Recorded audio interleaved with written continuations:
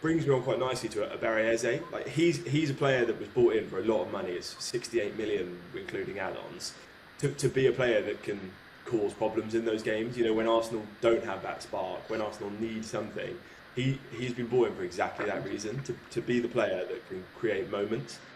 He's failed to do that really. Other than, it sounds crazy to say, other than a hat trick in the North London derby, but other than that one moment, he's not really done that. And he was taken off at half time after looking pretty lost in this game.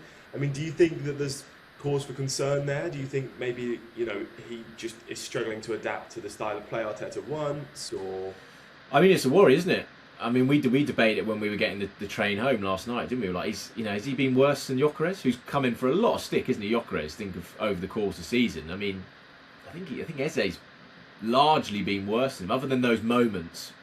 You know, the Palace game, the Spurs game, he hasn't really delivered. And last night felt like such a big opportunity for him, with obviously the news, the Havertz injury. You know, Odegaard's only on the bench. The kind of formation shift we've seen in recent weeks, haven't we? With sort of Rice and Mendy playing deeper as a 2, Eze central number 10. And yeah, I agree with you. He did look lost at times, and I almost didn't. I couldn't really work out what he was doing. Like, there were moments where he was dropping really deep. He was almost next to Zubimendi picking up the ball.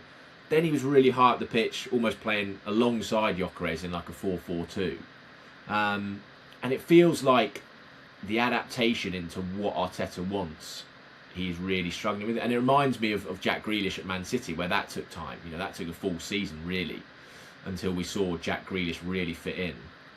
But Eze is such a maverick player that I always felt at Palace, you watched him and it was like, he's just told to go and do what he wants. And I don't think Arteta does that with players.